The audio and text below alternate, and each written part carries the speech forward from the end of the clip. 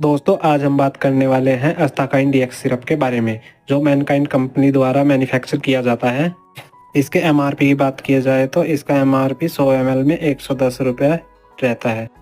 इसमें मेन जो इंग्रेडिएंट रहते हैं डेक्सामेथासोन, क्लोरफेनफाइन और क्लेनफेनिन रहते हैं।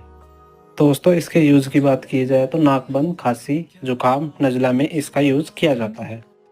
ये वीडियो सिर्फ जानकारी के लिए बनाई गई है। कोई भी दवाई लेने से पहले अपने डॉक्टर की सलाह जरूर लें।